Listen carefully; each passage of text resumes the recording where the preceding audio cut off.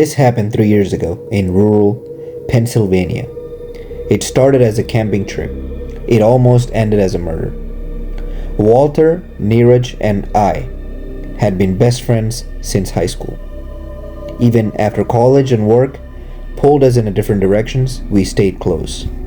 Walter was the adventurous one, the guy who saw a warning sign and immediately wanting to know what was behind it.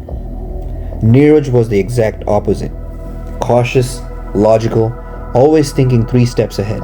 And me, I usually landed somewhere in the middle.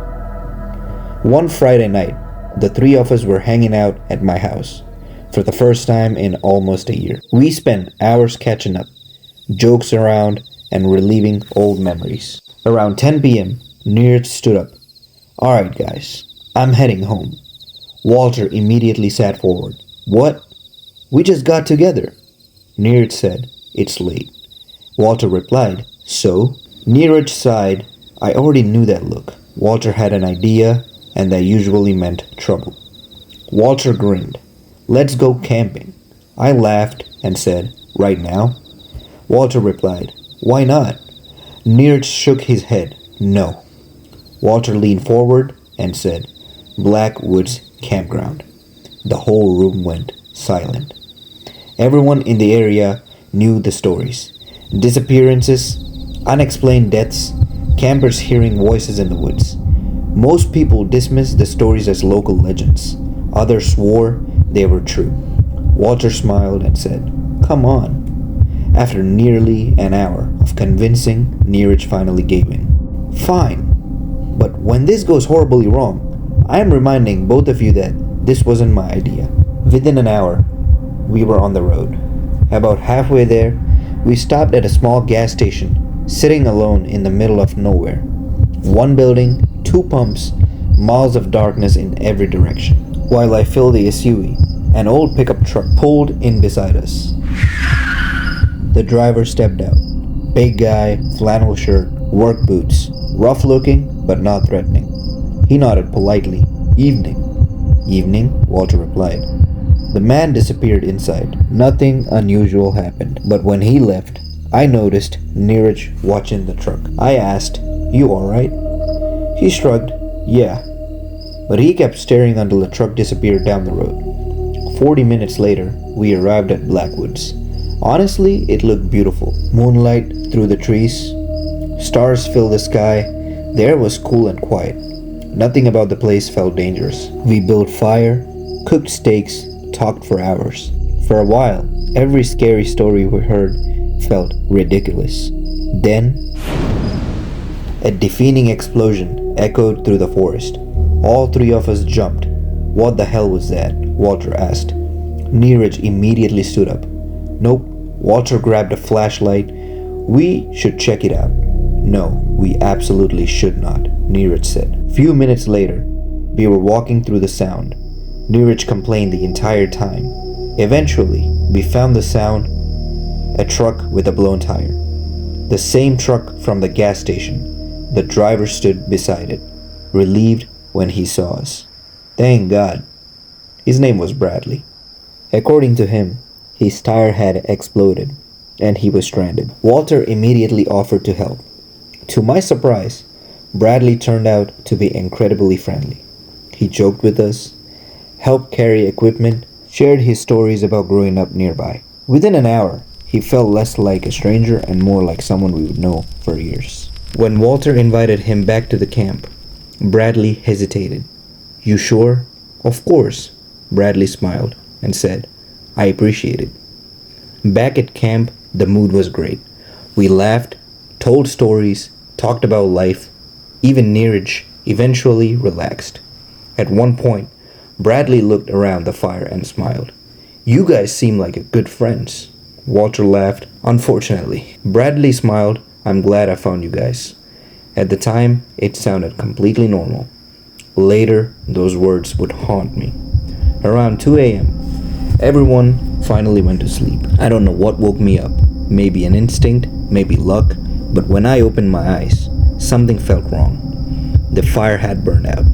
The woods were silent, too silent. Then I noticed Bradley's sleeping bag. Empty. I sat upright. A chill ran down my spine.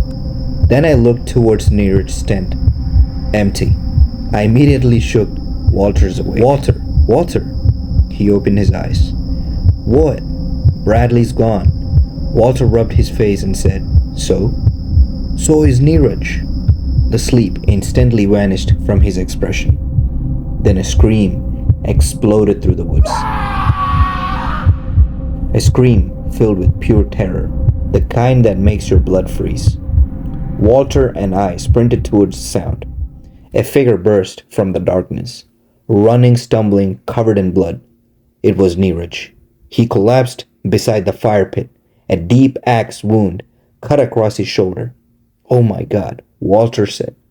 Walter grabbed him and asked him what happened. Neeraj could barely speak. His entire body was shaking, trembling in pain. Then he pointed into the darkness. It was Bradley. My stomach dropped. What about him? Neeraj looked directly at us. He's trying to kill us. Everything happened at once. We dragged Neeraj into the SUV. I jumped behind the wheel, turned the key. Nothing.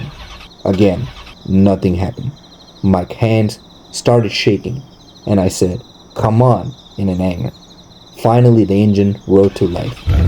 We sped down the dirt road. Then I looked in the mirror. My blood turned into ice. Bradley stood behind us, smiling. But he wasn't alone.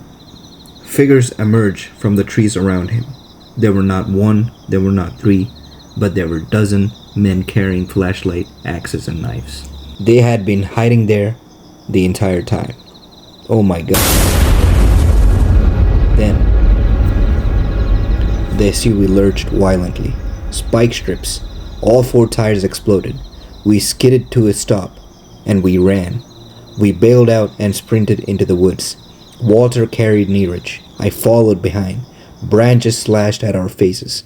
Footsteps thundered behind us. The men were gaining fast. Within minutes, they surrounded us. Shapes emerged from every direction. There were nowhere left to go. Bradley stepped forward, still smiling, the same smile he'd worn around our campfire. Only now it looked completely wrong. One of them swung something at my head. Pain exploded around my skull. I crashed to the ground. Everything became blurry. The last thing I saw was Bradley standing over Walter. Walter was unconscious, completely defenseless. Bradley slowly raised an axe. Then, a gunshot shattered the night. Bradley's body jerked violently. The axe slipped from his hand. For the first time all night, his smile disappeared. Another gunshot echoed. Then another. Red and blue lights flooded through the woods. Police! The attackers scattered instantly. Some vanished into the darkness. Others dropped their weapons and ran. Bradley staggered backward, clutching his side. I watched him collapse behind a fallen tree. Then everything went black. I woke up in a hospital 2 days later. Walter survived. Neeraj survived. And me survived. The police told us what happened. While everyone slept, Neeraj had secretly following Bradley. Because unlike us, he never trusted him.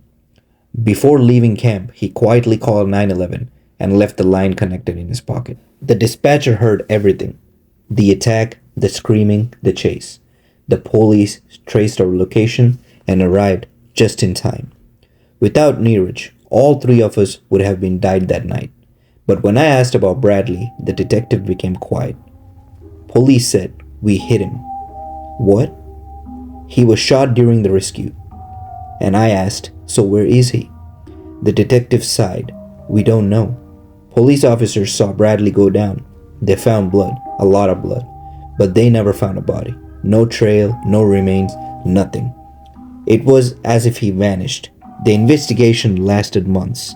Police discovered hidden camps deep in the woods, weapons, food caches, evidences that people have been living there for years. But Bradley was never found. Eventually, the case went cold. Life slowly moved on, at least I thought it had. 8 months later, I came home from work and found a package sitting on my porch. No written address, no name, no nothing. Inside was a flash drive.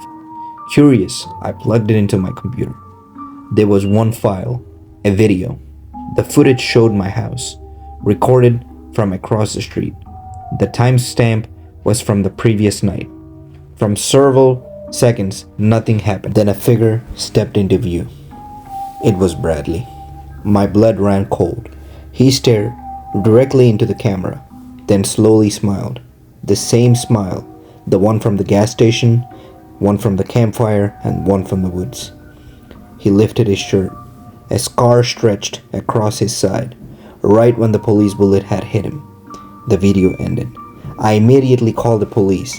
The investigation had reopened, but they never found him. Few months later, I moved to the new house, new town, new job, and a new phone number. I just wanted to disappear for a while. I thought it worked. Then last month, I found a plain white envelope taped to my front door. Inside was a signed photograph. It showed my new house, taken at night from the woods behind it. Written on the back, there were 6 words. 6 words which I'll never forget. I told you I wouldn't miss. I haven't slept properly since, and every night before bed, I checked every lock in my house, because somewhere out there is a man who took a police bullet, disappeared into the darkness, and somehow still knows exactly where I live.